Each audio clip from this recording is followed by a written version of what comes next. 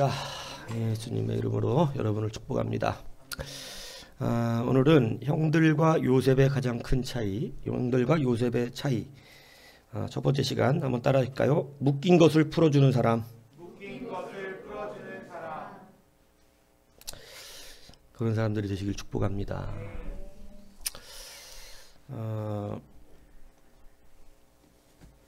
여러분 요셉의 이야기를 잘 아시잖아요. 그죠? 이사하시느라고 피곤하시죠? 예. 여튼 이렇게 써져 있어서 이게 피곤. 요셉 야곱의 12아들 면에 몇 번째 아들이에요? 뭐 이거 되게 고민할 필요 없죠. 예. 형들과 요셉의 차이. 여러분 요셉이 형들같이 되고 싶습니까? 요셉같이 되고 싶습니까? 말 쉽게 하면 안 돼요. 요셉의 인생을 보고 얘기해야지 쉽게 하는 문제는 아니죠, 이게. 그죠? 그래도 다시 한번 물어보겠습니다. 요셉의 형들은 요셉을 팔아먹잖아요. 그죠? 요셉의 형들처럼 되고 싶으세요? 요셉처럼 되고 싶으세요? 요셉. 그렇습니까? 예, 총리가 될 줄로 믿습니다. 예. 그러면 오늘 말씀을 잘 들으십시오. 예. 이 차이를 아셔야 된다는 거죠. 이 차이를. 요셉과 형들의 가장 큰 차이. 하나님이 누구를 들어 쓰시는가? 어떠한 사람을 들어 쓰시는가? 바로 묶인 것을 풀어주는 사람이라는 것입니다. 이것을 여러분 이제는 좀 심각하게 좀 생각하셔야 돼요. 왜냐하면 이 마음마다 우리가 묶어놓고 있는 게 있어요. 이것들을 푸셔야 된다는 거예요. 그렇지 않으면 형통하기가 좀 쉽지 않다. 왜냐하면 묶어놓는 사람들을 하나님 잘 쓰시지 않으세요. 왜냐하면 자꾸 묶으니까. 풀어주는 사람을 쓰신다는, 풀어주는 사람. 우리의 죄는, 인간이 짓는 죄는 사람의 양심이 너무나 큰 아픔을 줍니다. 왜 우리가 예수 그리스도를 믿어야 사냐면 세상의 종교는 죄의 문제를 다스리지 않아요. 죄의 문제를 다스리는 게 아니라 우리의 인격과 도덕과 윤리, 착하게 살자를 가르쳐요. 근데 우리는 착하게 살자를 가르치는 곳이 아니에요. 우리는 죄의 용서를 가르치는 거예요. 죄가 어떻게 용서받냐 말이에요. 죄가. 근데 여러분 이 죄가 얼마나 우리의 양심 가운데, 그래서 돈이 있고 명예가 있고 권세가 있어도 우리 안에 죄가 있으면 여러분 기쁨이 없고 평강이 없고 화목하지 못한 것입니다. 이 죄 때문에 늘 불안하고, 이 죄 때문에 기쁨이 없고, 죄 때문에 사실은 분란이 일어나고 싸움이 일어나는 거예요. 그래서 여러분 사실은 돈이 우리를 기쁘게 하고 화목하게 하는 게 아니라 사실은 죄의 문제를 해결받은 가정이 기쁨이 있고 은혜가 있고 충만케 되어지는 것이죠. 근데 이게 이 죄가 얼마나 우리를 고통스럽게 하는지 몰라요. 근데 죄는 어떻게 해결하기가 어렵습니다. 그죠? 왜냐하면 계속 우리의 양심에서 우리를 아프게 하고 고통스럽게 하기 때문에 그래요. 성경에 보십시오. 한 여자가 나옵니다. 성경은 그 여자를 죄인이라고 표현합니다. 이 죄인이 참 얼마나 힘들고 번뇌를 가지고 이 죄 때문에 괴롭게 살았냐면, 이 죄 때문에 뭐 어떤 죄인지는 모르지만 그냥 유추하기는 성경에서는 이 여자가 창기였을 것이다 이렇게 표현을 해요. 그러니까 자기의 몸을 파는 그러한 여자였는데, 그러한 여자로서 얼마나 번뇌와 괴로움과 고통이 있었겠어요. 그러니까 그러한 고통 가운데, 너무나 괴로움 가운데 누구 앞에도 나서지 못하는 그 죄의 문제가 자기를 사로잡고 있는 그때 누가복음 7장에 그 죄인이었다는 여자가 예수님 발 앞에 엎드려서 눈물로 그 발을 적시고 그리고 머리털로 그 발을 닦으며 그가 가장 소중히 여기던 그 향유를 깨어서, 향유는 한번 똑 따면 이제 향이 날아가기 때문에 써야 되거든요. 그러니까 그 향유를 예수님의 머리에 붓는, 뭐 얼마나 비싼 향유냐면 뭐 1년치 연봉 같아요. 1년 연봉. 저는 1년 연봉이 얼마 안 되는데요. 그런 분들 빼고요. 1년 연봉 좀 되는 분들 연봉.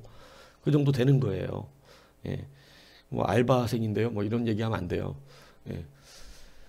그런 1년 연봉 나가는 그러한 얼마나 비싼 거예요. 그렇죠? 근데 그러한 것을 예수님의 머리에 가장 비싸고 소중한 것을 아낌없이 예수님 머리에 부으며 그의 눈물이 하염없이 흘러내리며 사람들의 그러한 눈들을 의식하지 않고 그 발 앞에 엎드려서 주님 앞에 한없이 울더라는 것입니다. 여러분, 이 여자는 왜 그렇게 울고 있나요? 왜냐하면 그동안 자기를 짓누르고 있던 죄의 짐이 풀렸기 때문입니다. 그동안 짓누르고 있던 죄의 짐. 그래서 예수님을 만나면 가장 먼저 나오는 게 눈물이에요. 진짜 예수님을 만나면 하염없이 눈물이 쏟아집니다. 왜냐하면 나를 자유하게 하셨기 때문에 그래요. 막 그 죄의 억압에서, 막 죄의 억압에서. 근데 여러분, 이러한 죄의 짐을 풀어주는 것. 그러니까 주님께서 막 사람들은 그 여자를 죄인이라고 부르면서 저 선지자라는 양반은 저 여자가 죄인인지도 모르나? 저 여자가 창기인데 지금 자기 발 앞에 와서 저러고 있는 것도 모르고 있나? 선지자라며? 이럴 때 예수님께서 그 말하는 걸 보고 그렇게 말씀하셨어요. 내가 내게 말하노니 너의 많은 죄가 사하여 졌도다. 할렐루야. 이 얼마나 놀라운 선포예요. 내가 너에게 부자가 되게 해주겠다. 아멘! 막 그렇잖아요? 막 부자가 되게 해주겠다는 막 아멘, 막 돈 많이 벌지어다 아멘, 막 이런데 너희 죄가 사하여졌도다. 아멘. 이렇게 지금 여러분처럼 아멘 이렇게 아니죠. 죄가 사하여졌도가 아멘 아닙니까? 여러분, 돈 많이 벌으면 자유함이 생기는 게 아니에요. 그런데 죄사하면은 자유함이 와요. 얼마나 평강함이 그 마음을 덮는지 몰라요. 죄의 짐이 풀렸다는 것, 그죠? 죄짐이 풀렸다는 것처럼 우리 가운데 큰 기쁨이 없는 것입니다. 이 여자가 이렇게 죄짐이 풀려요. 주님께서 그래서 사람들의 병을 고쳐주잖아요. 병에서 자유하죠. 그것도 참 하다못해 진짜 막 뭐 어저께는 뭐 좀 땀 좀 흘리고 잤다고 뭐 이렇게 걱정해 준 척한 건지 걱정들을 하신 건지 모르지만 여하튼 그렇게 또 관심 가져주시는 분들이 많았고 감사해요. 예? 백신 2차 맞고 철야 때 또 뭐 안색이 안 좋았다는 둥 뭐 이러면서 또 이렇게 하는데 여하튼 문자 안 보낸 사람들도 있고 그렇긴 하지만 차미선 집사님 내가 뭐 꼭 그런 걸 얘기하는 건 아니고 여하튼 뭐 그게 아니라 여하튼 죄송해요. 쓸데없는 얘기해서 분명히 목적이 있는 얘기였는데 이게 또 이렇게 딴 삼천포로 빠지면 잊어버리죠. 여하튼 그렇게 몸이 사실은 저녁에 조금 땀이 막 나면서 몸살기가 오더라고요. 1차 때 난 건데 2차 때 맞고 나니까 약간 몸살기가 오는데 머리가 너무 무겁고 그래서 그냥 일찍 누웠어요. 근데 막 추워갖고 땀이 나요. 그래갖고 야 이거 뭐냐 1차 때는 약도 안 먹었거든요. 저는 1차 타이레놀 하나도 안 먹었어요. 그냥 아무렇지 않았고 근데 약간 머리만 좀 약간 근데 2차 때는 몸살기가 막 식은땀이 나 그래서 쌍화탕에다가 이렇게 한방 약 있어요. 그거 막 의실주대 그거 딱 먹으면 기가 막히거든요. 예, 궁금하면 물어보세요 나중에. 500원이에요. 예.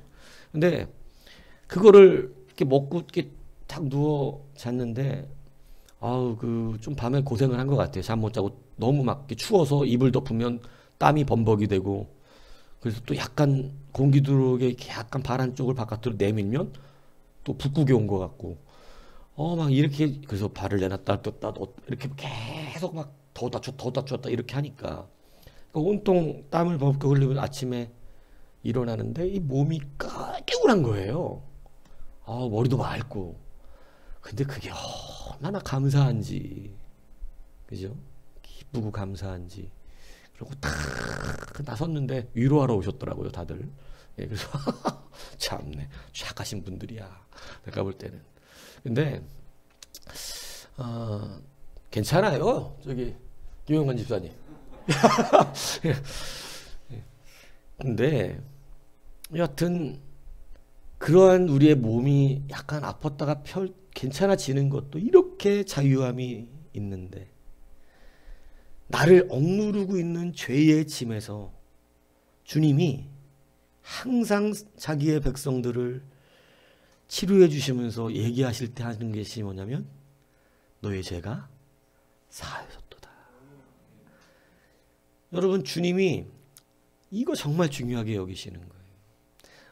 예전에 10명의 나병 환자들이 예수님 앞에 다 치료를 걸어가다가 치료를 받고 다 치료를 받았는데, 그 중에 한 사람이 예수님께 돌아오잖아요.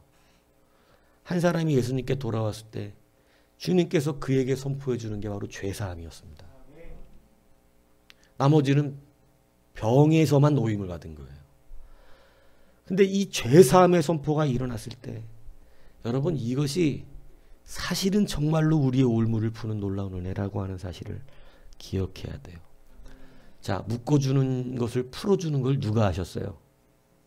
예수님입니다. 여러분, 그래서 예수님의 사역이 묶인 걸 어떻게 해주는 거예요?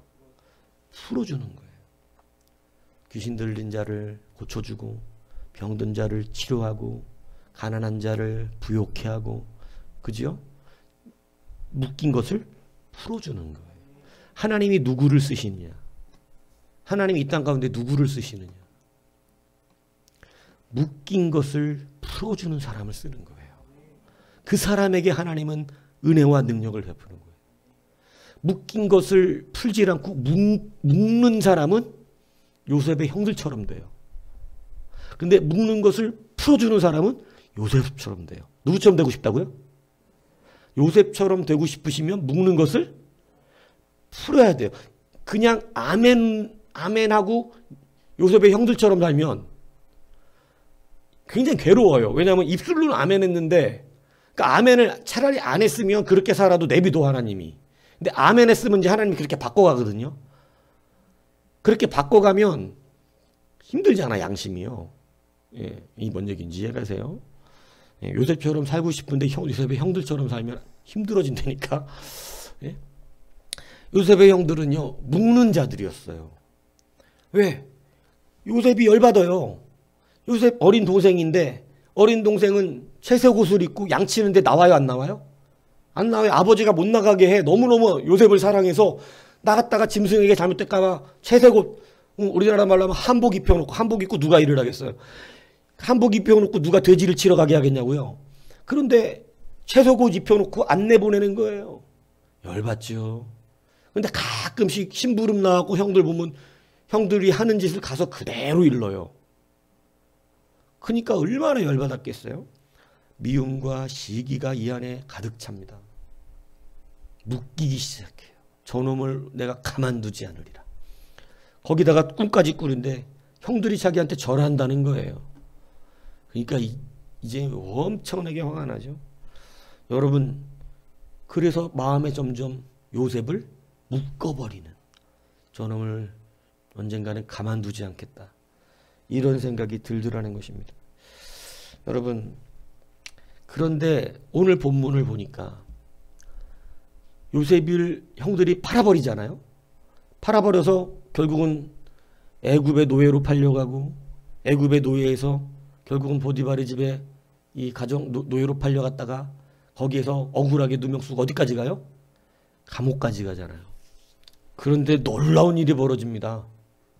우리는 우연이라고 생각하겠지만 거기서 술 맡은 간원장을 만나서 술 맡은 간원장이 복직이 되면서 나중에 애굽이 꿈을 꾸는데, 아니 이 바로가 꿈을 꾸는데 요셉이 가서 꿈을 해석해주고 뭐가 돼요? 하루아침에.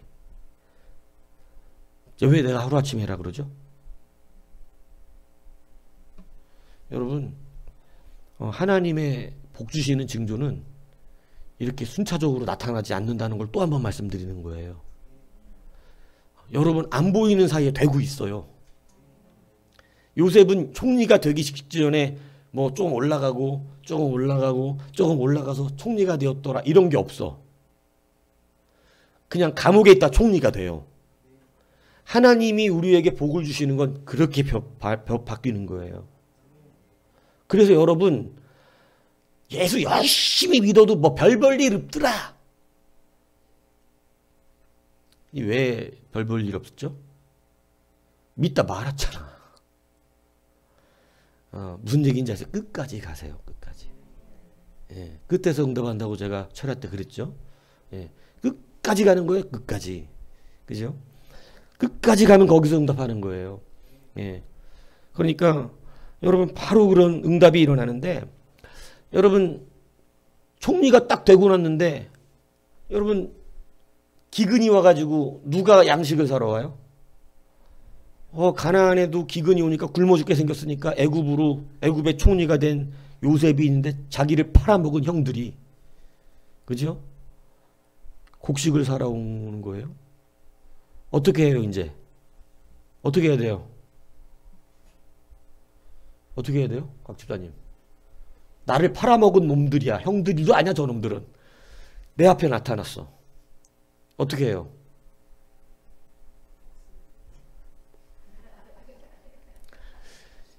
그럴 것도 같아가지고.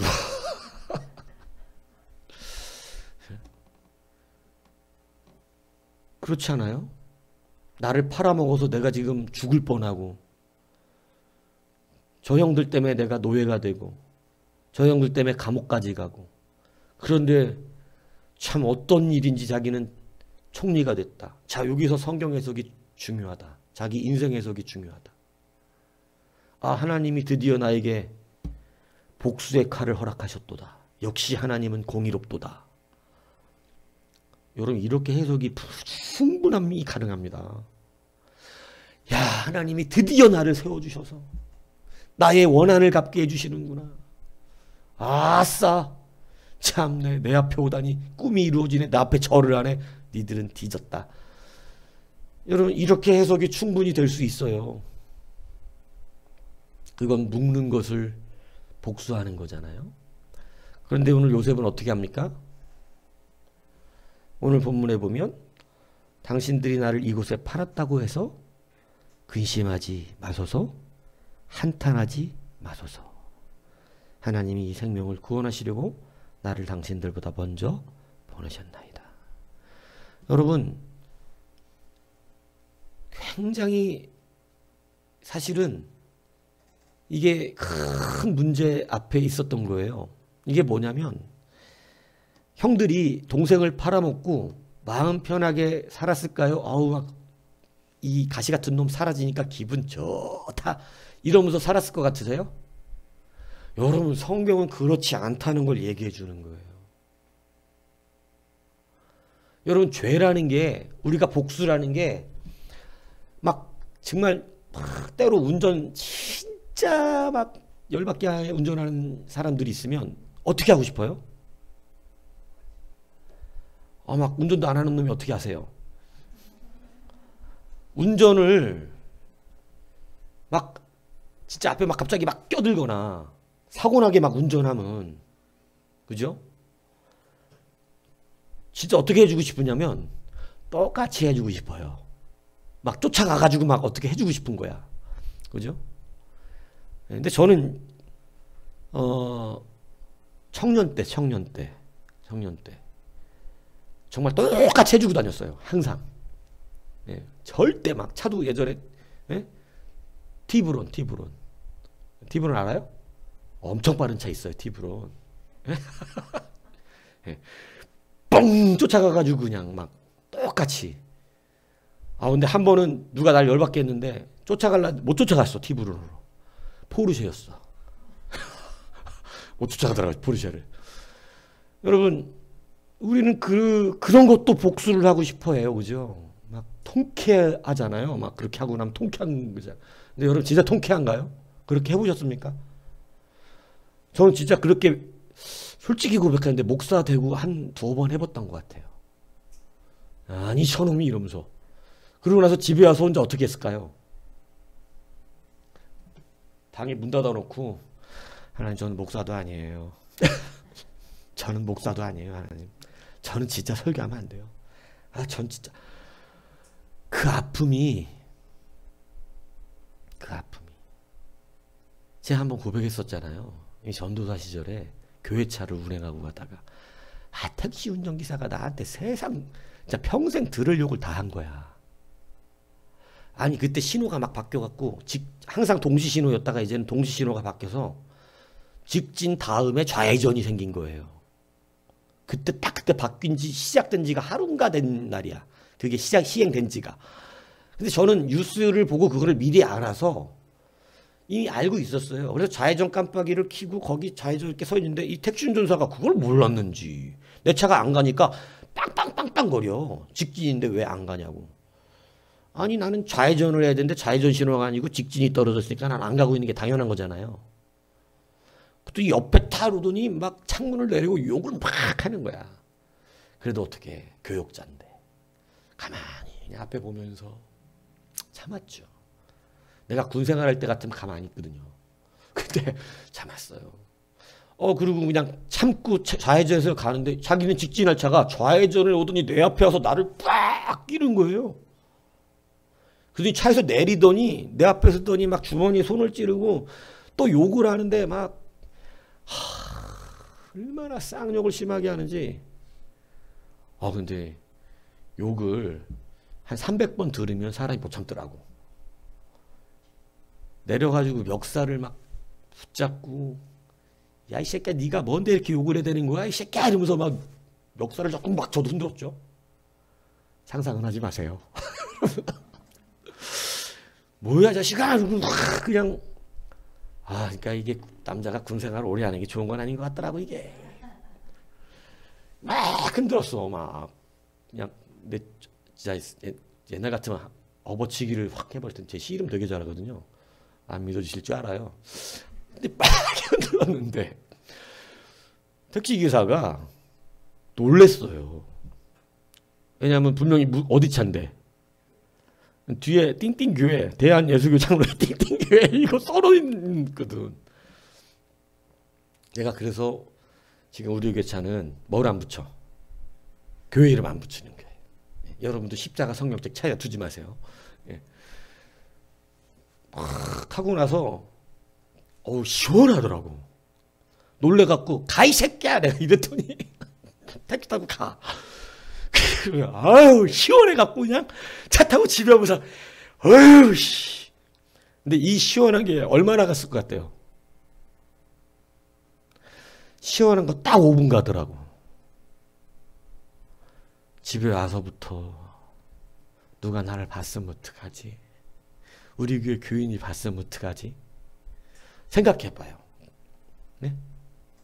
그거 보고 그렇게 막 목사가 이 새끼 가 이 새끼야 이러고 그러고 와서 저녁에 할렐루야 그러면 앞에서 볼 때 어떻게 은혜가 되겠죠? 참 은혜가 된다. 확확 바뀌네 저 양반은. 네? 진짜 한 달은 내가 회개한 거죠. 한 달은. 근데 언제 그게 풀렸냐면 전영회 앞에서 설교를 하면서 제가 그랬어요. 이렇게 교인들한테 설교를 했는데 다행히 누가 본 사람은 없나 보더라고요. 근데 그냥 고백을 하고 나니까 그나마 좀 양심에 가책이 사라지고. 여러분 죄는요 사람을 너무 괴롭게 합니다. 한번 누군가에게 아픔과 상처를 주고 나면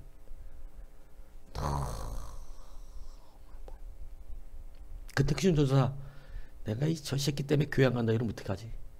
내가 그런 아픔 때문에 하나님 앞에 얼마나 회개를 하는지. 주여. 그러면서도 그때 또 그러지만 저는 이 길 가면 안 돼요 하나님. 저는 이 길 가면 안 돼요. 네? 이 보세요. 아직도 승질이 남아있어갖고 나가갖고 멱살 잡는 거.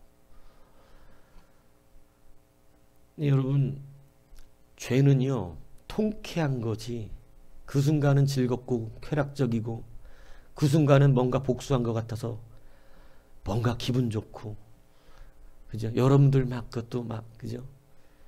여러분은 소소한 복수하잖아. 소소한 복수 막 크게 복수도 못하고 소소한 막 응? 예전에 보면 소소한 복수하는 사람들이 꽤 있어. 응? 복수 같지도 않은 이상한 복수들 막 있잖아. 그죠? 예. 그런 복수하면서 막 원한을 안에 쌓는단 말이에요. 여러분, 형들이 동생을 팔아먹고 즐거웠던 게 얼마나 됐겠어요. 여러분, 그들이 요셉이 니들이 간첩이다, 가서 니들 동생 데려와야 믿어주겠다, 이렇게 이야기할 때 창세기 42장에는 형들이 이렇게 말합니다. 우리가 아우의 일로 말미암아 범죄하였도다. 요셉인 줄 모르고 그냥 애굽 사람인 줄 알고 못 알아듣는 줄 알고 자기들끼리 말하잖아요. 우리가 아우의 일로 말미암아 범죄하였도다. 우리에게 애걸할 때에 그 마음의 괴로움을 보고도 듣지 아니하였으므로 이 괴로움이 우리에게 임하였다. 르우벤이 그들에게 대답하여 이르되 내가 너희에게 이 아이에 대하여 죄를 짓지 말라고 하지 아니하였더냐. 그래도 너희가 듣지 아니하였느라. 그러므로 우리가 핏값을 치르게 되었도다. 무슨 일만 일어나면 누구 때문에 그런다고 생각해요? 동생 팔아먹은 것 때문에. 양 사자가 물어가도 우리가 동생 팔아먹었더니 사자들이 와서 양들을 많이 물어가는구나. 그냥 자기 자식이 조금만 아파도 내가 동생 팔아먹었더니 내 자식들이 아프구나. 자기 일이 꼬이기만 해도 내가 동생 팔아먹었더니 내 일이 꼬이네. 여러분, 죄가 이렇게 무서워요. 요셉이 그 소리를 듣고 자기 방으로 혼자 가서 펑펑 웁니다. 그냥 복수를 해도 시원치 않을 판인데 그 소리를 듣자마자 들어가서 울어요. 왜 울까요? 당신들도 고생했구나. 그 죄책감에 고통받았구나. 얼마나 아팠을까. 그 죄 지어놓고 무슨 일만 일어나면 동생 팔아먹어서 이렇게 됐다. 이 죄책감에 얼마나 괴로웠을까. 그러니까 혼자 그 안에 들어가서 펑펑 울고 그리고 나와서 자기가 요셉임을 밝혀요. 그리고 얘기해 주는 거예요. 당신들이 나를 팔았다고. 근심하지 말아라. 근심하지 말아라. 그죠? 묶인 것을 어떻게 주나요? 풀어주는 것입니다. 여러분, 오늘 여러분들이 하나님께 쓰임받기 위해서 오늘 내 마음의 앙금으로 가지고 있던 그 고통의 사람들을 여러분 풀어주셔야 합니다. 우리에게 아픔 주었던 사람들이 있잖아요. 정말 용서하기 싫은 사람들. 그죠? 내 마음을 너무나 힘들게 한 그런 사람들. 막 우리의 마음엔 뭔가 그들에게 막 복수를 좀 해주고 싶은. 그죠? 박은철이가 살을 쫙 뺐던 적이 있어요. 내가 그 과거는 잘 모르나 살을 뺀 게 언제냐면 여자친구하고 헤어진 직후라는 얘기가 있더라고. 맞냐? 내가 그 얘기를 들었는데 여자친구하고 결혼을 약속하고 막 I love you 이러고 살았던, 안 봐도 불이죠. 얼마나 선물을 날마다 쌌겠어. 선물을. 에? 그죠? 선물 날마다 포장했을 거야. 왜? 에? 교인들한테도 그냥 막 하니까. 근데 자기가 사랑하는 여자한테 얼마나 했겠냐고. 맨날 선물 싸고 막 I love you 하트 뻥뻥뻥 그려가지고 막. 그죠? 맨날 아마 이벤트의 대마왕이었을 거야. 응? 맨날 이벤트 해주고 했을 거라고 난 믿어요. 그런데 갑자기 헤어지자 그러니 딴 놈하고 시집을 갔다 그래. 딴 놈한테. 그러더니 살을 뺐어. 살을. 제 생각에는 남자로서 생각할 때 내가 살 빼고 잘생겨져서 너보다 더 괜찮은 여자 만나서 내가 결혼해갖고 너 후회하게 만들어주겠다. 이런 복수심이 있지 않았을까. 그런 복수심이 있었죠. 설교를 도와주라고. 에? 그치?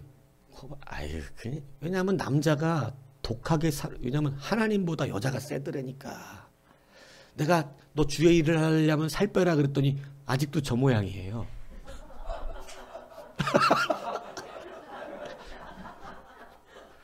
그런데 여자가 헤어지고 나니까 이 복수심은 여러분 옛날 사진 한번 요청해 보세요. 지금하고 상상이 안 가실 거예요. 세종이 같아요.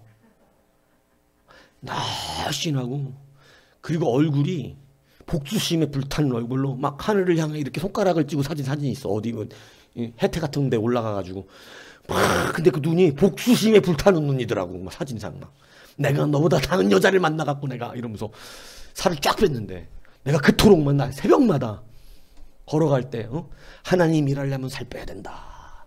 예배 잘 드리려면 살 빼야 된다. 이랬더니 지금 좀 빼긴 했어요. 막 요즘 그래서 옷이 잘 안 맞을 정도로 오늘 아침에 고백을 하다고. 근데 아직도 내가 볼 땐 그 사진하고는 달라. 오래가네. 네? 하나님보다 뭐가 세? 여자가 세. 그게 아직 안 되는 거죠. 복수심이 더 센 거야. 근데 여러분 그런 복수심이 여러분 사실은 하나님이 우리에게 기뻐하시는 것이 아니라는 거예요. 그죠? 막 아마 그랬을지도 몰라. 이혼해라 이렇게. 그지? 너무 드러내면 안 되겠다. 니들이 잘 사나 봐라. 막 이런 아마 왜 이해하죠? 뭐 여러분은 아닙니까? 우리 다 똑같아요. 그렇지 않아요? 첫사랑에 실패한 사람들은 다 그런 거 아니요? 다 막 네가 잘 사나 봐라 나중에. 네가 나보다 나은 여자를 만날 것 같으냐? 나보다 나은 남자를 만날 것 같으냐? 막 다 이런 생각 했을 거라고. 예? 그러면서 막 누가 나를 떠나가는 사람을 향하여 진실로 행복하기 바래. 이건 만화에나 나오는 얘기 아니겠어요? 근데 여러분 성경에는 그렇게 해야 한다는 것입니다. 그것을 묶는 것이 아니라 어떻게 해야 한다고요? 푸는 자가 돼야 돼요. 이젠 풀어주시기 바라요. 아직도 묶고 있으면 하나님 쓰기가 어려워. 그것도 묶고 있어. 아직도 내 마음에 내가 진짜 명품백 사줬어 안 사줬어? 명품백은 아니었어? 돈은 아직 그랬듯. 명품백 저까지 꽤 갔네 그래도. 결혼했으면 현명한 거예요. 명품은 결혼한 뒤에. 알았냐? 연애할 때는 명품 아니야. 왜냐면 돌려달라기도 좀 멋이게 하고. 용빈 너도 내가 볼 때 여자만 생기면 간과 쓸개가 다 빠질 놈이야. 아휴, 참. 여자가 생기면 무조건 나한테 코치를 받도록 해. 목사님 뭐 명품백 사주고 싶은데 사도 될 거야? 안 돼. 내가 얘기해 줄 거니까. 여러분 우석한의대 학장 이상용 박사가 이런 글을 썼더라고요. 정신병원에 입원한 사람들 환자의 절반이 임상실험을 한 건데 용서를 받거나 용서만 하면 퇴원이 가능합니다.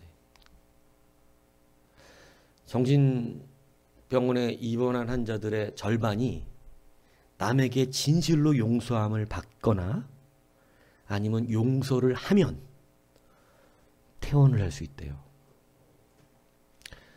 그리고 바깥에서 정신적으로 힘들고 자꾸 우울하고 고통받는 사람들의 특징은 용서를 받아야 될 일이 있거나 용서를 해야 한답니다.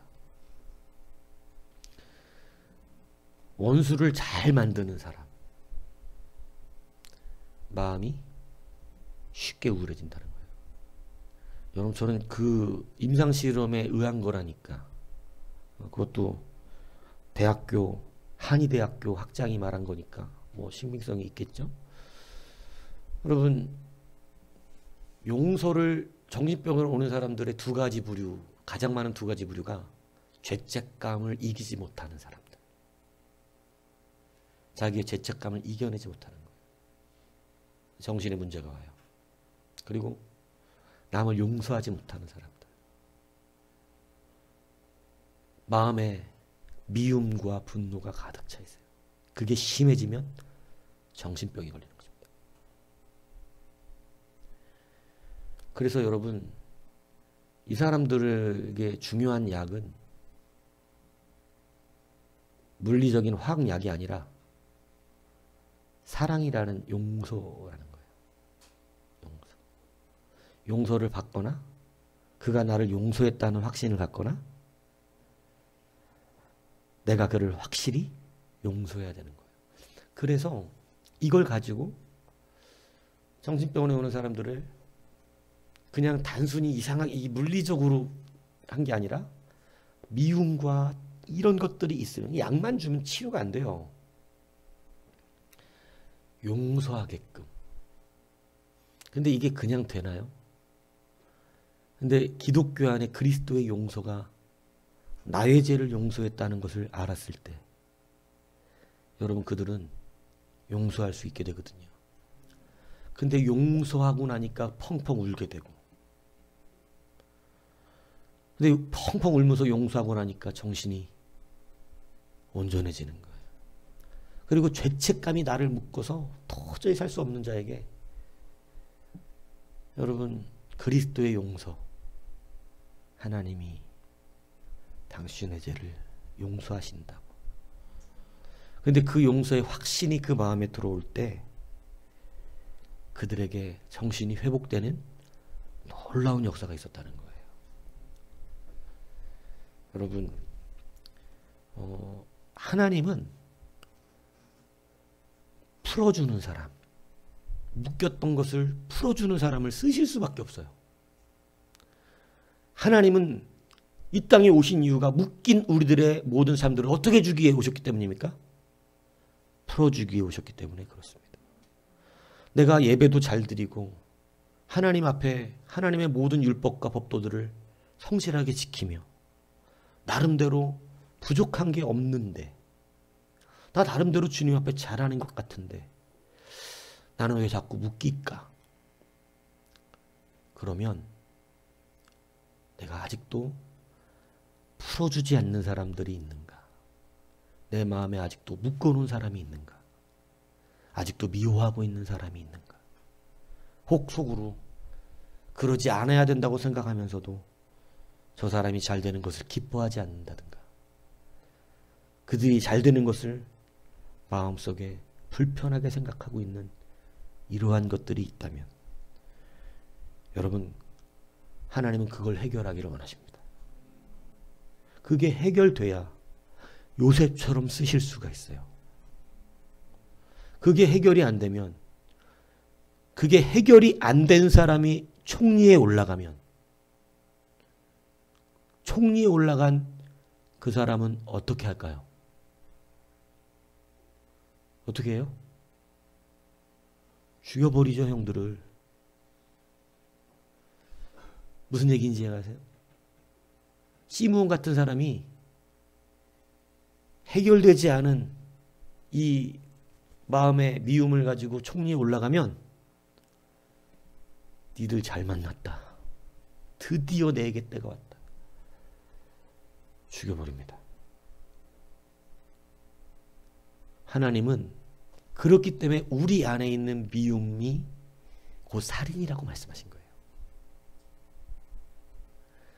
우리가 이제는 그래서 원수도 사랑하라 하신 것 같이 어떻게 해야 돼요? 사랑으로 예수의 능력으로 풀어주시기 바랍니다. 막 우리 봄이 오셨잖아요. 봄이. 내가 봄이를 사랑하기로 했어요. 왜냐면 아니 땀나서 아파갖고 이렇게 금요일날 갔다 와서 아파서 누웠더니 우리 집사람이 그랬대요. 야 아빠 아파 어떡해 아빠 아파 이랬대요. 그랬더니 정말 신비스러운데요. 이 봄이가 제 방에 와서 절대 자는 놈이 아니에요. 근데 제 방으로 딱 들어오더니 제 누워있는데 옆에 앞에서 문짝을 바라보고 딱 이렇게 앉아서 지키고 있어. 깜짝 놀랐어요. 아니 네가 나를? 물론 몇 분 안 갔어요. 아주 나가고 싶어서 근지러워 애가. 그러더니 조금 나가더니 문 앞에서 또 이렇게 엎드려 있더라고. 나가진 않고. 그러더니 나중에 내가 계속 보고 있었더니 나가. 그렇지 자식 이랬더니 문 밖에서 잤다 그러더라고. 제 방 문 밖에서는 자는 일이 처음이거든요. 근데 아프다니까 지도 아픈 것처럼 보였나 봐요. 걔들은 그런 거 좀 안다거든요. 근데 내 방문을 지키고 있는 거예요. 왜냐면 제가 들어갈 때마다 인사를 저한테 안 하거든요. 제가 우리 집 식구들이 쭉 들어가면, 내가 맨 앞에 들어가면 막 와요, 따다닥. 그래서 나는 이빨 그러면 쳐다도 안 보고 뒤로 가요. 그래갖고 항상 내가 너는 자식인지 나하고는 아무 필요 없어 이랬는데, 저를 아프니까 지켜주겠다고 거기 앞에 그런 거 보고, 이제 사랑해 주려고. 이 미움이 있었더라고. 보미한테. 예? 여러분, 농담 삼아 한 얘기지만 걔도 미워하지 마시고, 여하튼 마음에 있는 미움을 이제 풀어주시기 바랍니다. 그 누군가 여러분 풀어주셔야 돼요. 누구를 위해서예요? 여러분이 요셉처럼 쓰임받기 위해서입니다. 여러분이 풀어주는 사람이라는 증거가 있어야 하나님이 오늘 요셉을 총리의 자리에 올리셨듯이 여러분을 총리의 자리에 올려주시죠. 이것을 기억해야 해요. 여러분, 잘 안 되는데요. 목사님, 아무리 성경이 원수를 사랑하라 그러지만 어떻게 원수를 사랑하고 어떻게 그를 그냥 용서할 수 있습니까? 오늘 방법이 나와 있어요. 성경에. 어떻게 나와 있냐면, 저는 요셉이 참 뛰어난 하나님의 믿음의 사람인 것을 보는데, 방법이 뭐냐면 하나님의 섭리를 인정하더라는 거예요. 오늘 보세요. 한탄하지 마소서, 근심하지 마소서. 그 이유가 뭐냐면 하나님이 생명을 구원하시려고 나를 당신들보다 먼저 보내셨나이다. 그러니까 자기가 애굽의 노예로 팔려온 것이 누구 때문이라는 거예요. 이런 놀라운. 분명히 누가 팔았어요? 형들이 팔았죠. 그런데 오늘 요셉은 자기가 애굽의 노예로 팔려온 것이 누구의 섭리? 하나님이 하셨어요. 여러분 막 전율이 안 오시죠? 그럴 줄 알았어요. 여러분 보세요. 잘 되고 부자가 되고, 그죠? 돈 많이 벌었을 때 하나님이 하셨어요. 노예로 팔려갔어요. 형들이 팔았어요. 머리가 나쁘신가요? 여러분, 노예로 팔려가도 누가 하셨어요? 감옥에 들어가도 진급이 안 돼도? 그거 아멘 잘 안 돼요? 진급이 안 돼도 하나님이 하셨어요. 마음이 바뀌어야 돼요. 너무 많아 이것들. 이런 게 아니라 하나님이 하셨음의 섭리. 여러분, 요셉이 형들이 나를 파는 것으로 끝까지 마음속에 품고 있었다면 용서할 수가 없습니다.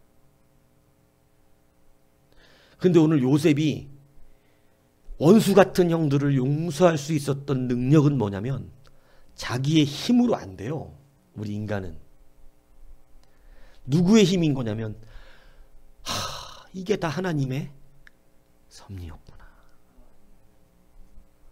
저들을 구원하시려고 하나님이 나를 이곳에 보내셨구나. 여러분, 하나님의 섭리, 이게 믿음이라는 거거든요. 그래서 믿음이 있으면 사랑이 생긴다 그러잖아. 뛸 수가 없다고. 하나님을 확실히 믿으니까, 이게 하나님의 섭리라는 걸 믿으니까 형들이 나를 파는 게 사실이잖아요. 그렇지만 하나님이 나를 보내셨다는 것을 믿었을 때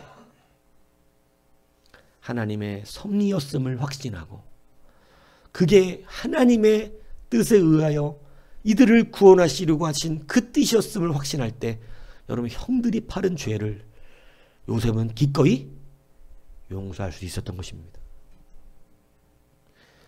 여러분, 누가 노예로 팔려가고 아직 총리까지 되지 않은 우리들의 삶 속에서 지금 우리가 노예의 삶을 살 수도 있고 감옥에 들어간 삶이 살 수도 있는데 그 삶 속에서 여러분 우리가 하나님의 섭리를 인정한다는 게 쉽지 않을지 모르지만 여러분 분명히 성경은 노예로 팔려가도 하나님이 하셨어요. 감옥에 들어가도 하나님의 섭리입니다. 이것을 믿고 오늘 그 하나님 앞에 설 수 있는 그러한 믿음이 여러분 하나님이 이 모든 것을 우리 가운데 이끌고 가고 있는 하나님의 섭리 안에 있음을 믿는 그 믿음이 오늘 여러분 요셉을 요셉되게 만든 능력임을 믿으시기 바랍니다. 우리 스스로는 그러한 사람들을 용서할 수 있는 힘이 없지만 하나님이 나도 구원하시고 또 그들을 구원하시기 위해 오늘 이렇게 나를 이끌어 오셨구나. 여러분 이걸 믿으면 용서할 수 있어요. 그렇지 않겠어요? 그러므로 여러분 이제 하나님의 섭리를 바라보시기를 바랍니다. 보세요. 우리가 생각할 때는 요셉이 그냥 인생을 고생하며 살다가 재수 좋게 총리가 됐다고 생각할지 모르지만 여러분 사실은 하나님께서 이미 이 요셉을 구원자로 세우려고 하실 때 여러분 온 땅에 기근이 왔어요. 온 땅에 곡식이 없어요. 근데 여러분 지도를 보면 알지만 그 모든 땅들의 기근을 책임질 수 있을 만큼 농사를 짓는 땅이 어딘 줄 아세요? 그게 애굽이에요. 여러분 제가 이 말씀을 드리는 이유를 잘 들으셔야 돼요. 여러분 하나님은 일상을 통하여 역사하신다는 걸 절대 잊지 말라는 거예요. 그래서 대단하신 거예요. 꼭 요셉, 우리들은 이러잖아. 꼭 요셉을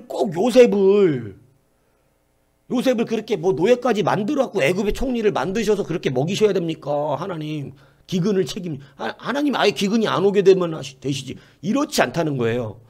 하나님은 우리가 흘러가는 인간의 자유의지를 그대로 두시고 인간의 삶을 그대로 우리가 살아가게끔 두신다니까요. 그런데 그 모든 인간이 살아가는 일상을 하나님은 하나님의 뜻대로 다 사용하세요. 그러니까 우리의 기적은 어디서 일어나냐면 일상에서 일어나요. 기근이 와요. 그런데 기근이 오면 이스라엘 백성 다 굶어 죽잖아요. 이게 일상입니다. 이들을 먹여 살려야겠어. 가나안 땅에도 기근이 와야 돼. 근데 이들을 먹여 살려야 되는데 이들을 다 먹여 가나안 땅만 굶는 게 아니었거든 그때. 이들을 다 먹여 살릴 수 있는 큰 농사를 지어낼 수 있는 땅이 어느 땅이냐면 애굽 땅밖에 없어요. 애굽은 농사가 최고로 이거거든요. 농사 짓는 사람들이 고위직층이에요. 농사를 이걸로 알아주는 그 땅의 가장 넓은 땅이 애굽이. 근데 그 땅에 농사를 지어서 이 곡식을 저축해놔야 애굽 사람들뿐 아니라 여러분 가나안 땅, 저 멀리 모든 주변의 그 땅들의 사람들이 먹고 살 수 있습니다. 그러려면 여러분 거기에 누가 가야 돼요? 하나님의 백성이 가야 되죠. 그걸 알고 있는 사람이 가야 되잖아요. 그래서 사람을 뽑아야 돼. 누가 뽑힌 거예요? 요셉이 뽑혔는데 왜 요셉을 뽑은 거예요?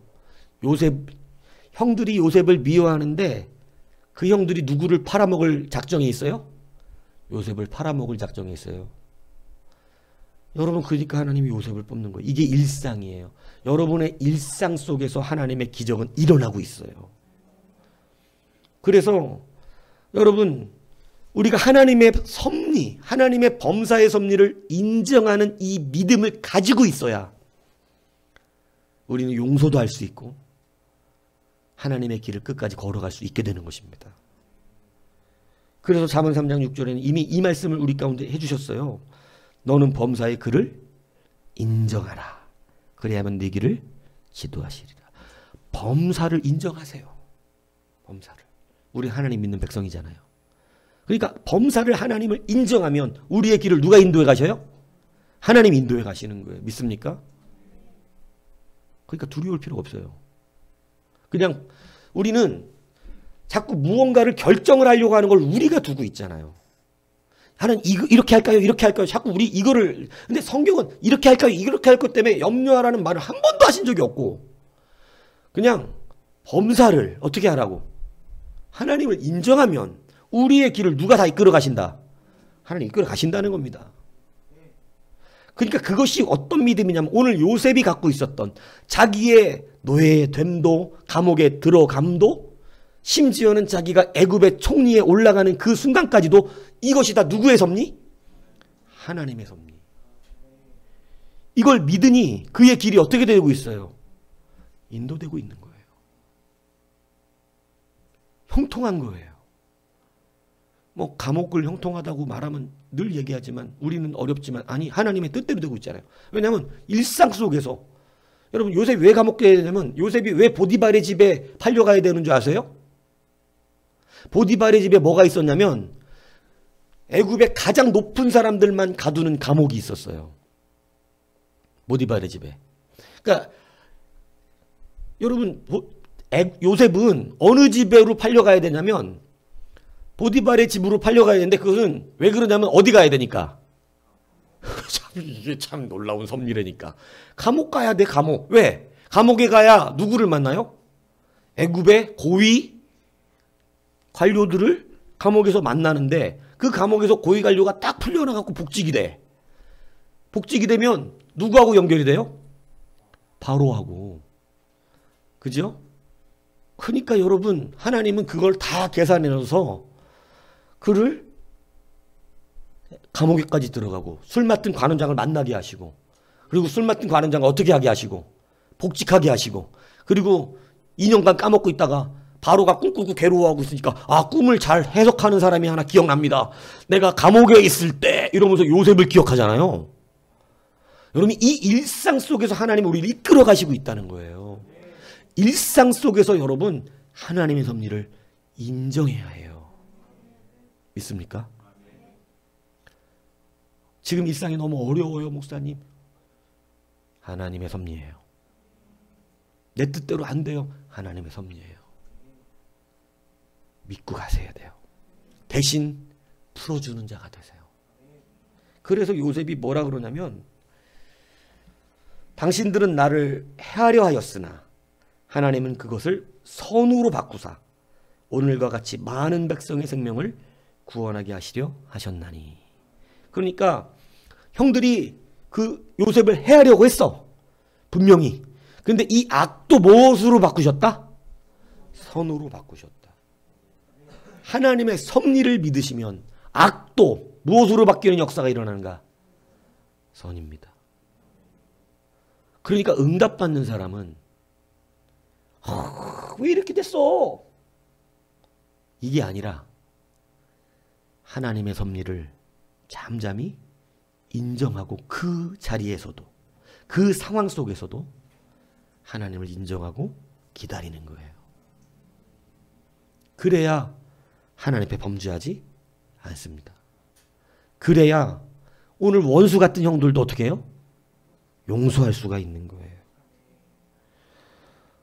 여러분, 악은 선을 절대 이길 수 없어요. 그러므로 오늘 하나님의 섭리를 인정하십시오. 오늘 우리에게 많이 힘들게 했던 사람들이 있을 수도 있고 내 마음에 상처가 되어져 있는 사람들이 아직도 있을 수 있습니다. 혹 아직도 우리가 그들에 대한 증오와 미움과 시기와 그러한 불편한 마음이 아직도 내 안에 있다면 이 상처가 크니까 그런 거예요. 근데 여러분 이런 상처는 우리의 정신을 피폐하게 하고 그리고 자꾸 우리를 고통스럽게 하며 더 큰 문제는 그런 사람이 잘 되면 하나님도 힘들어진다는 거예요. 왜냐하면 그 사람은 그걸로 복수를 하고 싶었던 거니까. 내가 돈 많이 벌어갖고 얼마나 땅땅거리고 잘 사는지 봐라. 내가 아주 복수를 해주려니까. 봐라 내가 아주. 여러분 이거 다 복수심에서 일어나는 것들. 이것들은 다 하나님 기뻐하실 수 있는 것이 아닙니다. 그는 생명력의 능력을 흘려보낼 수가 없어요. 하나님이 요셉처럼 사용하실 수가 없는 거예요. 오늘 그러므로 이 모든 것이 그들 때문이라고 여기며 살아왔던 우리의 삶 속에서 이제는 하나님의 섭리 안에 있는 길임을 인정하십시오.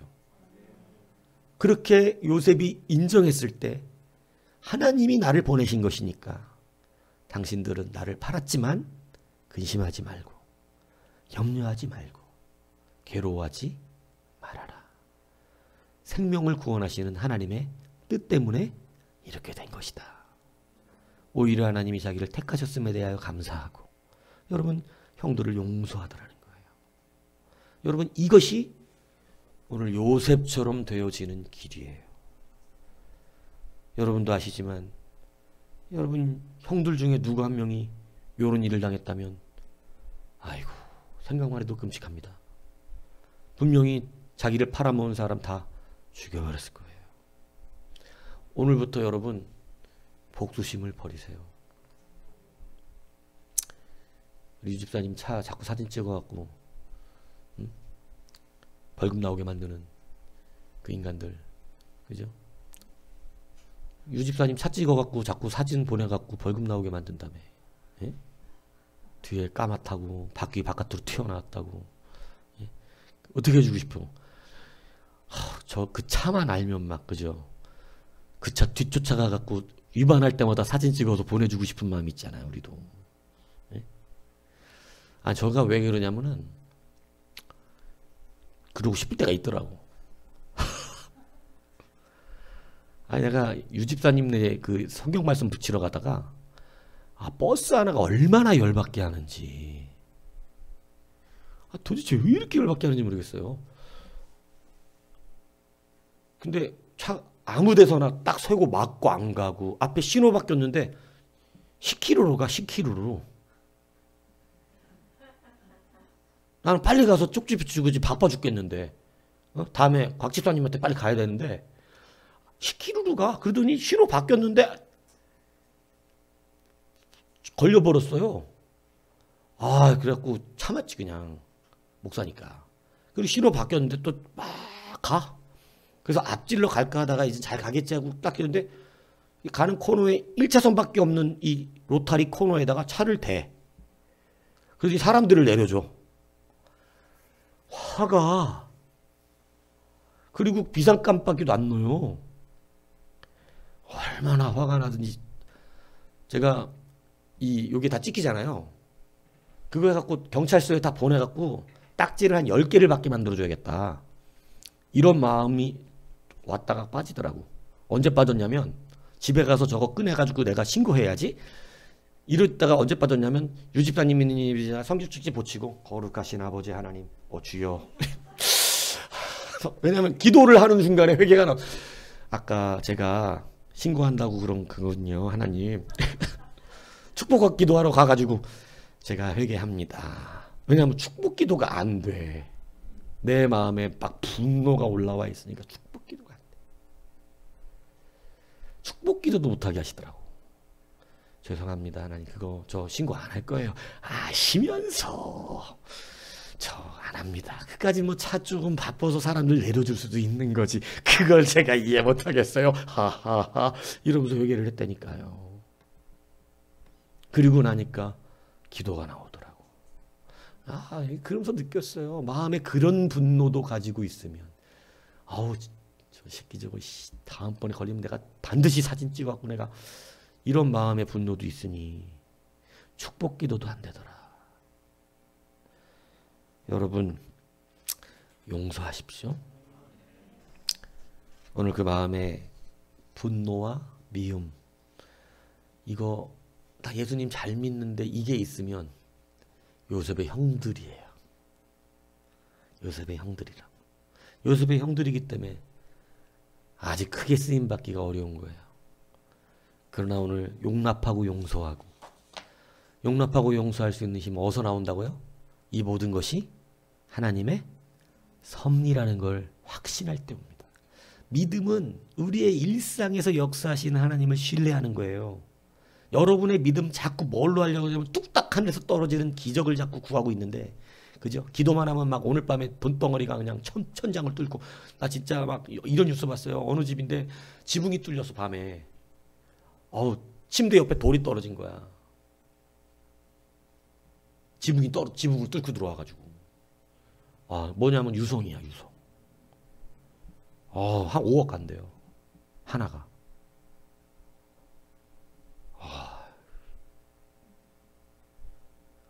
여러분은 생각되는 게 없어요? 아니, 돌덩어리가 떨어지는데 하나가 5억이래. 뭐 어떤 거는 수십억도 간대요. 그 존귀한 것들은. 예.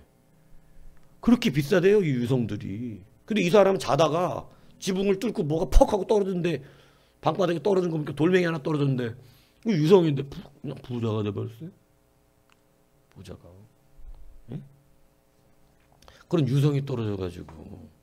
예? 근데 여러분, 우리는 늘 뭘 생각하냐면, 그렇게 하나님 기도만 하면 돈이 뚝딱 떨어지기를 바라는. 나 기도했다니까 하나님 우리 집 앞마당엔 유성 안 떨어지냐고. 아니 유성 좀 떨어지면 그 얼마 돈 된다는데 교회당도 짓고 좋지 않아요? 우린 늘 이런 식으로 생각을 해갖고 하나님의 섭리를 자꾸 무슨 특별한 기적, 기도의 믿음이라는 게 특별한 기적을 자꾸 만들어내고 싶어하는 이런 믿음을 가지고 있는데, 여러분 우리의 진짜 믿음은 뭐냐면 일상에서 하나님의 선이 이루어지는 거예요. 기적과 같은 일이 일상에서 일어나요. 우리는 그걸 모르지. 지금 힘드니까. 요셉처럼 힘드니까. 이게 뭐냐. 자꾸 힘든다. 내 인생 자꾸 꼬인다. 형들은 나를 팔아먹고 노예 팔렸는데 이제 감옥까지 간다. 늘 우리는 이러니까. 아니 내가 꿈에서 깼는데 나가더니 2년 동안 소식도 없다. 이런 일상에 그냥 살아가니까 우리는 기적이 일어나고 있는지를 몰라. 근데 여러분 하나님 지금 기적을 이루고 계신 거예요. 믿습니까? 이 섭리를 확실하게 받으셔야 돼요. 믿음은 그래서 하나님의 섭리를 인정하는 거예요. 이 일상에서 하나님이 역사하고 계시고 나를 그 길로 인도해 가고 계시다는 것을 믿고 있는 것, 이것이 믿음이에요. 믿습니까? 이게 정말 큰 믿음이지. 기도하면 다 돼요. 기도하면 다 돼요는 좀 잘 이렇게 여러 가지 걸러 이렇게 이해했을 때 맞는 말이지. 기도하면 다 돼요. 근데 좀 이해를 해야 이 말의 정의를 똑바로 알아야 그 말이 맞는 말이라고. 기도하면 다 돼요? 그럼 다 안 됐어요. 왜 지금까지? 무슨 얘기인지 이해가세요? 하나님의 섭리가 인정돼야 된다는 거예요. 여러분의 일상은 하나님이 이끌어 가신 줄 믿습니다. 그 일상 속에서 하나님이 여러분을 반드시 세우십니다. 그러므로 이제 하나님의 섭리를 인정하는 자가 되어져서 여러분 풀어주는 자가 되십시오. 다 풀어줘도 돼요. 왜냐하면 하나님께 받으면 되니까. 예? 무슨 얘기인지 이해가시죠? 여러분 복수 안 해도 돼요. 하나님이 위로하실 거니까. 예. 그러니까 복수하려고 잘 되려고 하는 사람은 잘 안 되지 당연히. 예. 내가 살 쫙 빼가지고 잘생긴 내가 된 뒤에 너보다 이쁜 여자 만나고 너보다 잘난 여자 만나가지고 내가 너보다 보란듯이 잘 살고 네가 나를 놓친 것을 후회하게 만들어줄 것이다. 네가 잘 사나 보자. 그리고 지금은 주여 여자를 주시옵소서 이렇게 기도하는 거 아니에요. 결혼해야 됩니다 이렇게. 이제 버리면 돼. 그 마음을 회개하라고. 이해가세요? 복수하려고 결혼하려고 누가 결혼을 지켜주냐고. 그 마음을 지금은 잊어버렸겠지만 회개는 해야 된다. 예. 복수하려고 부자가 되려고 그러는데 보란듯이 내가 잘 되는 거 보여줘야지 이러려고 그러는 건데 하나님이 거기다가 잘 되게 해주시기가 어렵잖아요. 하나님의 섭리를 인정하여 생명을 구원하시려고 나를 이렇게 이끌어가고 있음을 믿을 때 총리가 되는 거예요. 사람들을 살려내는 거예요. 확신하시기 바랍니다. 지금의 어려움은 어려운 게 아니에요. 기적이 일어나고 있는 중이에요. 기적이 일어나고 있습니다. 예, 우리가 못 봐서 그렇긴 한데 기적이 일어나고 있어요. 하나님의 일상이 악도 참 악한 일들이 많았죠. 우리 살면서. 근데 그 악도 뭐로 바꿔요? 선으로 바꿔주실 거예요. 그래서 오늘 우리가 형들과 요셉의 차이 묶인 것을 풀어주는 사람입니다. 다 풀어주세요. 저는 예전에 목회자 길 가면서 저 1억 정도 빚 받을 거 있었거든요. 제가 그 집에다가 다 저당까지 잡아놨었어요. 세상 일할 때. 딱 경매 넘기면 이 집들은 다 경매 넘어갈 집이야. 예, 몇 군데 집에다가 제가 저당을 잡아놨었어요. 돈 받을 게 있어갖고. 그 돈만 1억이었어. 그거 1억만 다시 받아내고 경매 넘기면 돼. 눈 딱 감고 그냥. 난 내 돈 받으면 되니까 1순위니까. 예, 그러니까 눈 딱 감고 넘기면 되는 1억인데 그거 갖다가 학비 내고 뭐 생활하면 되는 돈이잖아요. 근데 눈 딱 감고 다 풀어줬어요. 내가 서류 줄 테니까 니들이 갖다 푸세요. 이렇게 하면 자기들도 내고 갖다 주거나 풀 텐데 내 돈까지 들여서 그냥 풀어줬어요. 다. 싹 1억을 다. 왜냐하면 교육자인데 내가 그 사람들 빚진 돈 끝까지 받아내겠다고 집까지 갖다가 협박하면 되겠나 싶은 마음이 들어서 1억 되는 돈을 다 풀어주고 지금 그 가방을 왜 못 버리고 있는지 모르는데 제 가방 안에 007 가방이 있거든요. 우리 집에. 그 가방 안에 몇몇 아파트에다가 저당을 잡아놓을 인감증명서와 이것들을 저당을 안 잡고 저당을 잡을 수 있게끔 해놓은 서류가 아직도 있어요. 그것도 한 2, 3천만 원 되는데 아직도 서류 갖고 있어. 안 버리고. 갖다가 그냥 집어넣으면 저당이 잡히는 거야. 근데 그때 당시 저당을 안 잡고 돈 빨리 드릴 테니까 저당 잡지 말아주세요. 이러고 기다리던 서류인데 교육자가 되면서 저당을 잡을까 하다가 풀어주는 마당에 저당을 잡겠냐 해서 안 잡고 그냥 갖고 있는 아직도 그게 가방 안에 있는데 뭐 보여드릴 수도 있습니다. 그걸 아직도 왜 못 버렸을까요? 버려야겠네. 그죠? 뭐가 아쉬워가지고 아직도 그거를 이것도 몇 천만 원 되는데 막 이렇게 뭐 오래돼 갖고 효용이 있는지 모르겠지만 여하튼 다 풀어줬거든요. 근데 하나님이 갚아주시겠죠 뭐. 그래서 저는 갚아주시고 갚아줄 수 있다고 믿어요. 지금 너무 감사한 것 같아. 예. 오늘 여러분 풀어주시기 바랍니다. 풀어주시면 요셉처럼 되고 안 풀어주면 요셉의 형들처럼 되고. 자, 뭐처럼 되고 싶어요? 네, 그러면 이제 말로만 그러지 말고 진짜로 풀어주세요. 하나님의 섭리를 인정하세요. 요셉처럼 되는 은혜가 여러분의 있기를 주님의 이름으로 축복합니다.